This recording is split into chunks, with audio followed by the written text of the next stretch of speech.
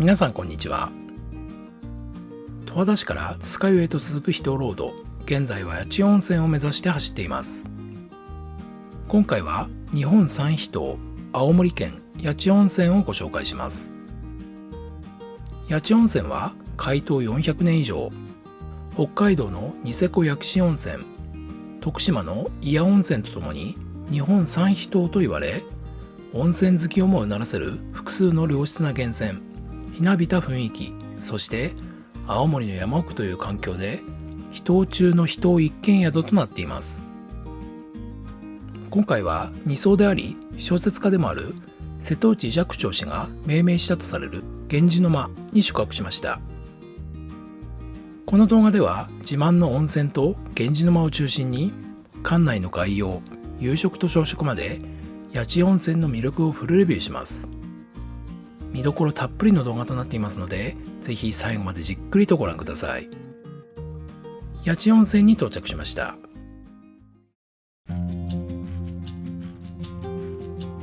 八千代温泉は海抜780メートル、八千湿原と呼ばれる八甲田山麓の広大な湿原の中にあり、周囲はさまざまな高山植物の宝庫となっています。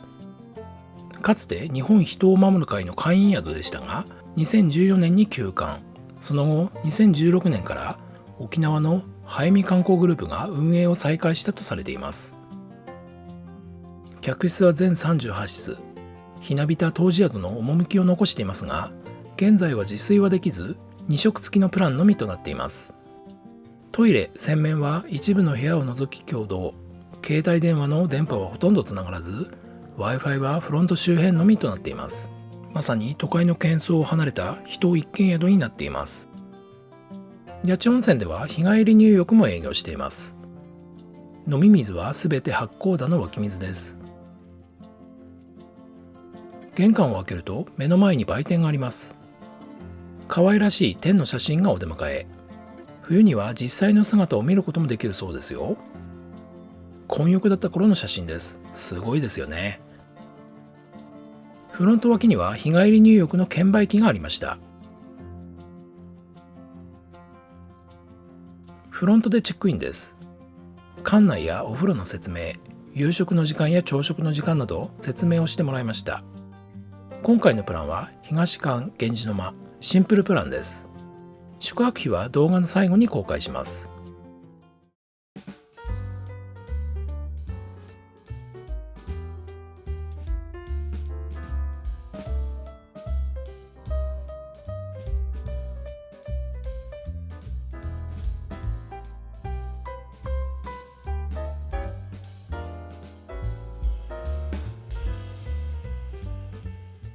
はい、今回のお部屋は源氏の間というお部屋になります。鍵はね、こんな感じの鍵になってます。そしてお部屋はね、こんな感じになっています。まずはね、奥の方まで行ってみたいと思いますけども、奥まで来るとこんな感じの景色がね広がってまして、下の方にはね実は小川がね流れてます。で、川の音がね結構してますね。窓側から見ますとお部屋はこんな感じのお部屋になってます。お部屋はね全体で10畳とこちらの床の間のお部屋になってますけども、こちらのお部屋はね源氏の間という名前のお部屋ですけれども、その名前の由来なんですが、瀬戸内寂聴さんがですね、源氏物語のこちらですね、第9巻の書をこちらのお部屋に長期間ですね、泊まりながら書いたということで、それにちなんで瀬戸内寂聴さんがこちらのお部屋を源氏の間と名付けたというふうにされています。ですので、こちらのお部屋にはこの本だけではなくて、寂聴さんのサインとかですね、それから布団のある壁側には寂聴さんの写真がね飾られているということで、こちらのお部屋は瀬戸内寂聴さんにちなんだ源氏の間ということになっています。こちらにはいい感じのテーブルがありますけども、これはもしかすると寂聴さんがこちらで源氏物語を書いた机かもしれませんね。それから小さめのテレビがね用意されてます。ただですね、こちらのお部屋はストーブは見えてますけども、エアコンはないようですね。エアコンといいますか、クーラーはないみたいですね。あとはですね、こちらの、八千温泉に関しては、トイレのあるお部屋はこちらの源氏の間だけということになってます。そして真ん中にはね、テーブルと座椅子が用意されてますね。こちらにはね、お茶のセットが用意されてます。それから冷水とポットですね。あとはこちらには歯ブラシと八千温泉と書かれたフェイスタオルですね。それからバスタオルと浴衣ですけども、浴衣にもね、しっかりと八千温泉というふうに書かれてます。あとは下に羽織もね、用意されてますね。こちらにはね、最初から布団が2組敷かれてますけども、敷布団の厚さですけども、下に薄手のマットレスと上に敷布団があってね、まずまずの厚さかなというふうには思いますね。それから壁側にはね、こんな感じでハンガーがかけられてまして、クローゼットはないんですけども、こちらに上着なんかをかけるということになってますね。そしてこちらには洗面とトイレがあります。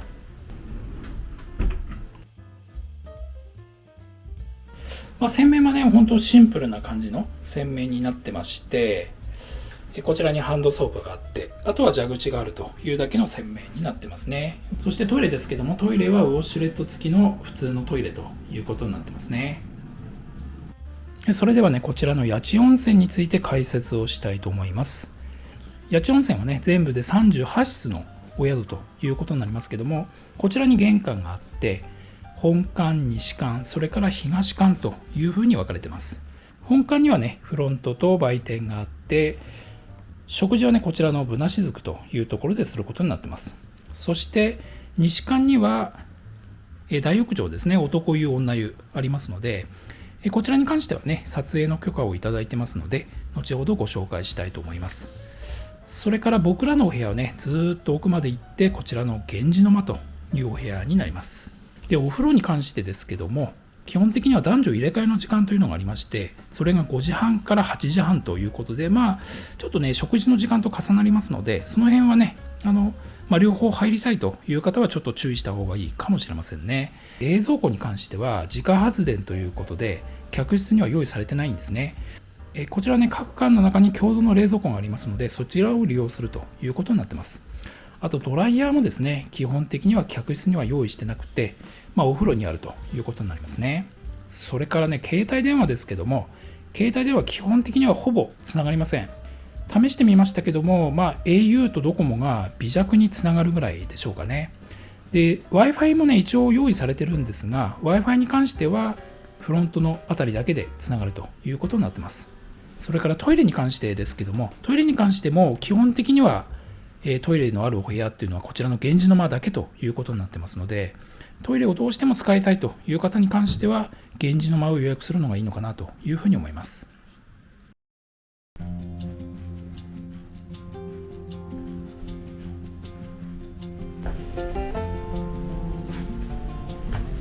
はい、こちらがね、男湯の脱衣スペースということになります。お部屋の数が38ですね。そして日帰り客もいますけども、まずまずのね、広さのスペースになっているのかなというふうに思いますね。そしてこちらにはね、洗面が用意されてますね。そしてこちらからお風呂に行くことができます。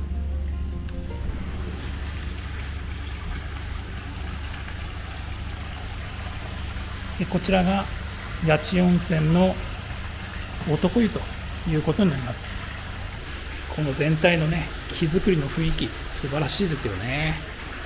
そして新しい部分と古い部分がね、こういう風に混じってるんですけども、今年の雪の重みでね、構造を補強したということで、この周りの壁なんかがね、かなり新しい木材になってます。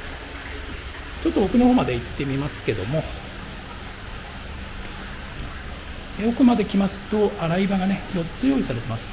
洗い場を見て分かるのはね、シャワーがないんですね。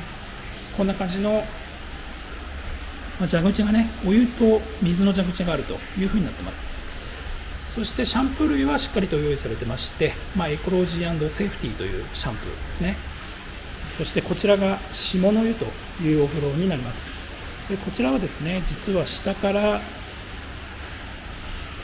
源泉が湧いてくるお湯ということで、ちょっとここに泡が見えたりしてますけど分かりますかね。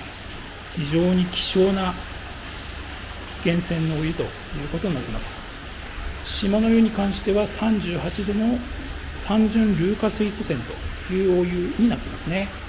見た目ですね、今薄めの白ですけども、実際に入るときにはねもうちょっとね白っぽい感じになるんですが、そしてこちらは神の湯というお風呂で、こちらは42度の源泉のお風呂がね引き湯されているということで、こちらもね単純硫化水素泉ということで、非常に白くてね綺麗な色のお湯になってますよね。源泉はねそちらから出てますね。でそしてこちらにね入浴の仕方ということで書かれてますけども、基本的にはねぬるい下の湯で体を慣らして、それから神の湯に入ってくださいというふうに書かれてます。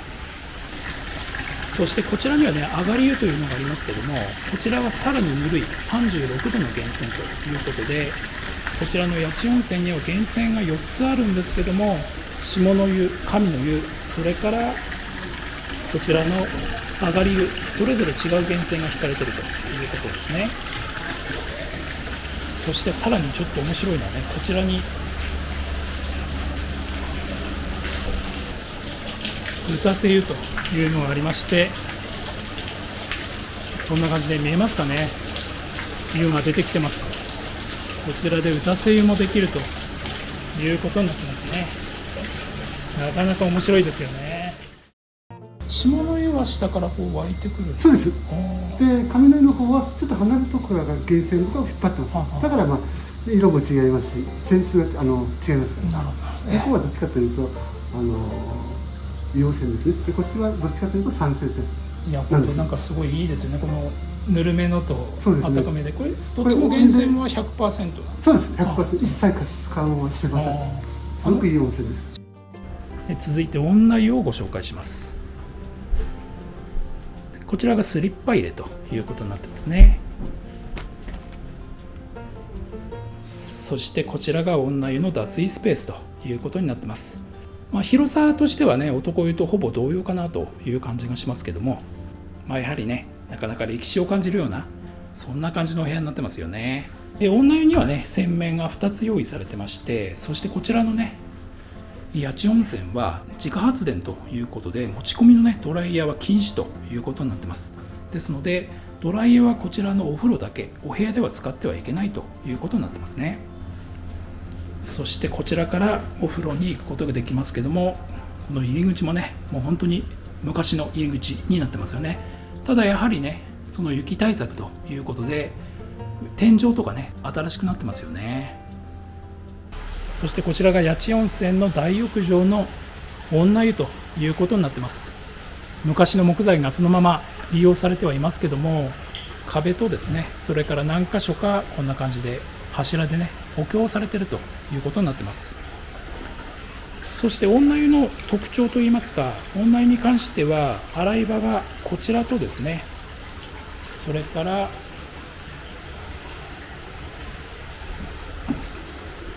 こちらの反対側の2箇所にあります。やはりね男湯と同様にシャワーはないということになってます。あとはシャンプーもねしっかりと用意されてます。そして女湯も同様にですね、こちらが下の湯ということになってます。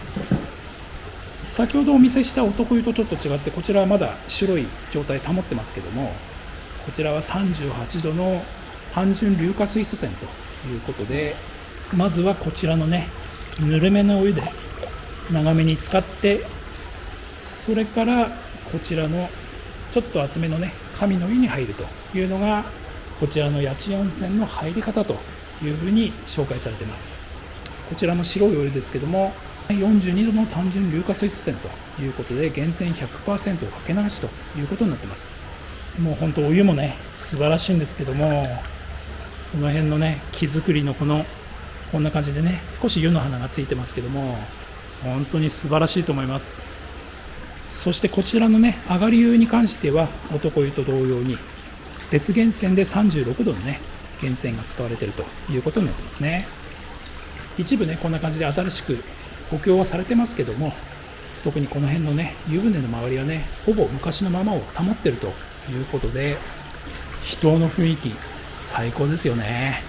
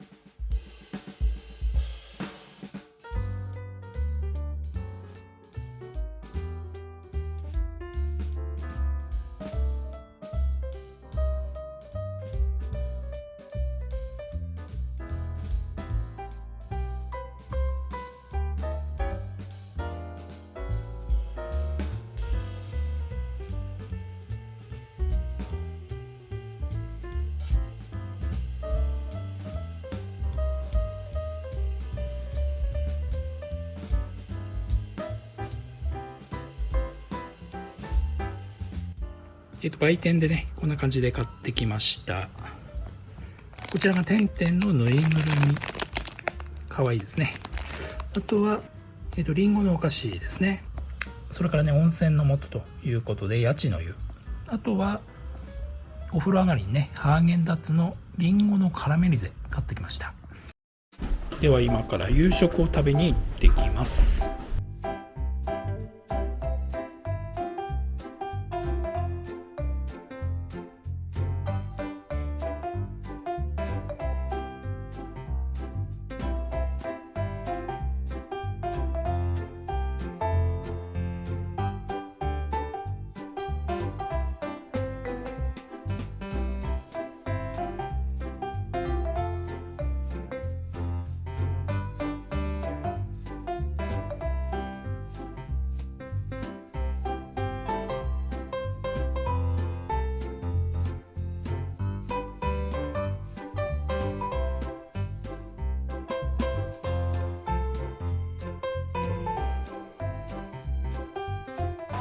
さてと、やっぱりさ、このお魚行った方がいいんじゃない？あったかいうちに。あったかいうちにね。焼きたてのお魚を。ちょっと皮とかは硬いけど、でも中も美味しい。柔らかくて身が柔らかくて。ふわふわ、身が柔らかい。柔らかいねこれ。うまかった。こんな感じ。結構食べたでしょ。網竹。網竹ね。網竹の煮物。美味しい。コリコリして美味しい。薄いお出汁で味付けしてる。味が染みてます。生青い森紅サーモン。これがまあそう本当だ。ね、これ面白いね。美味しい。あとこれがカンパチ。カンパチね。カンパチこれこれ。あ、レモンの味がするホタテ。ああ、そう。レモンで挟んでるかも。うん。そしてホタテ。青森といえばホタテだよね。次はこれ酢の物いきます。酢の物これサバサバかな。なんだろうこれ。酢の物サバだサバ。あ、しめサバとこれなんて言うんだっけこれ。アボミヤ。あ、クラゲじゃない。クラゲっぽい。感触はクラゲ。うん。そしてカニがついてるよ。豪華なことに。このお吸い物もすごいよ。なんだろう。あ、アワビだ。アワビ。いちご煮だ。缶詰でしか見たことがない。海ポリポリ。そう、缶詰であるよね、いちごにね。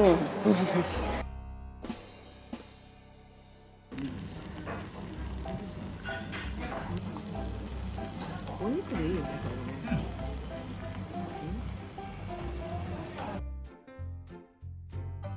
これね。焼肉ね。青森県産の県産牛ね。めっちゃうまそう。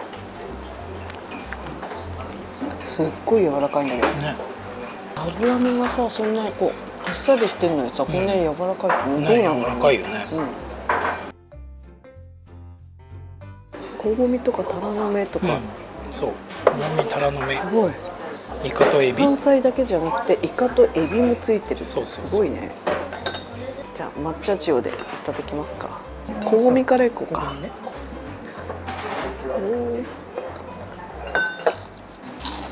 お、サクサク。カリッとしてる。すごいサクサク。で中がとろっとしててね。こごみ。でエビいく。エビでっかいね。エビ大きい。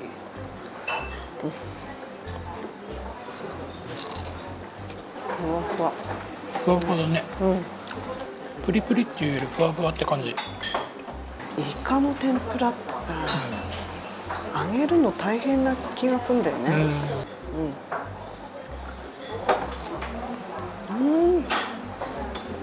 これは美味しいです。これはうまいって言わない。美味しいね。イカも柔らかいね、すごいね。柔らかい。タラの芽ね。すごいね、このいい感じの大きさで。ね。そうね。やっぱ旬の野菜って感じだね。これは高いんですよね。こごみも、タラの芽も。そう。銀杏が入ってるのかな、茶碗蒸し。そう。スカユでは入ってなかったね。まずしいたけね。もう見つけたかも。あったよ、銀杏。あった。あれ？ないよ。ないよ。あった。下の方にあった。下の方に。美味しいね。嬉しい。銀杏ありました。2つ入ってます。2つ？銀杏？じゃああと1個入ってんのかな？あ、ごめん、栗だった。なんなの？栗だった。エビも入ってる、大きいエビ。エビもあるね。鶏肉まで入ってる、すごい。鶏肉も入ってる。あ、栗だ。銀杏と間違った、確かに。すごい具だくさん。具だくさんね。真っ赤なイチゴ。リンゴは？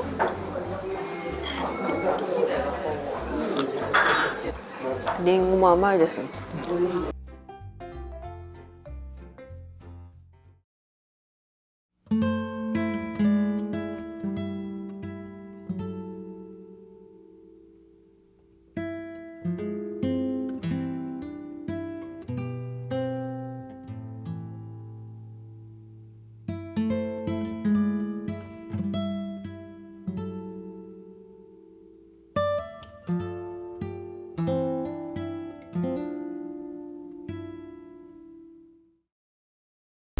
では今から朝食を食べに行ってきます。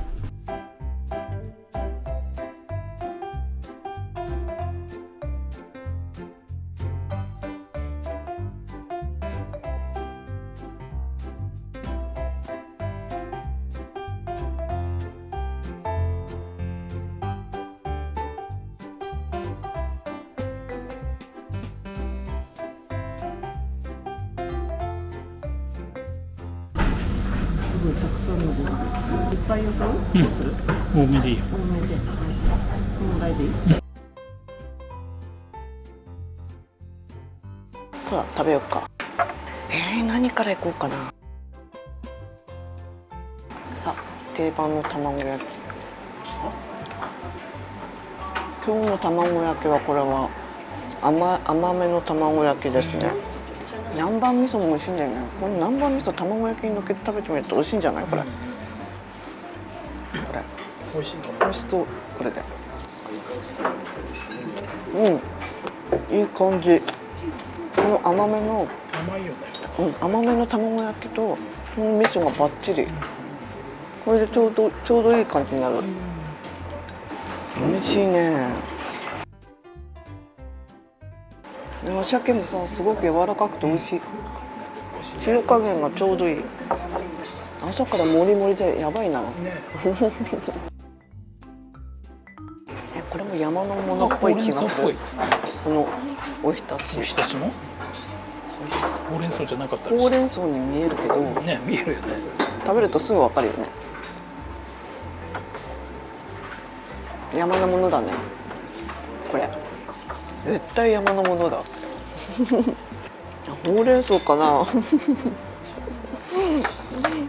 何でも山のものだって決めつけてた。ほうれん草だね。ほうれん草だよ。これお味噌汁は何が入ってる？青いものを刻んで入れてる。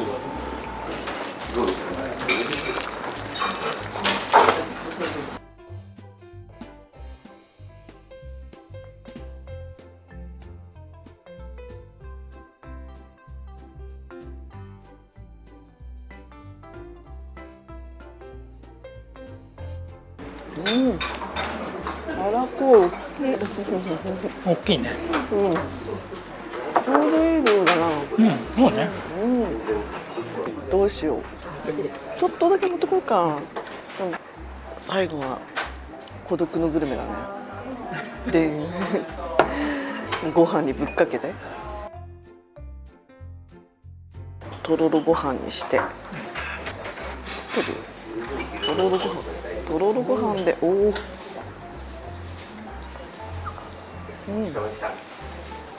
味しい。海苔ももったいないんで。すごい海苔巻き。いい感じに巻けた。そうだね。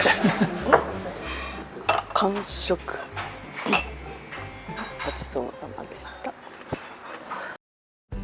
フロントデイチェックアウトです。今回の宿泊費は大人2人で49,100円でした。青森県の秘湯八千温泉いかがでしたか？やや不便さはありましたが、ひなびた雰囲気、素晴らしい泉質と、まさに人を堪能できる感激の宿泊でした。これからもいろいろな宿をご紹介してまいりますので、引き続きご覧ください。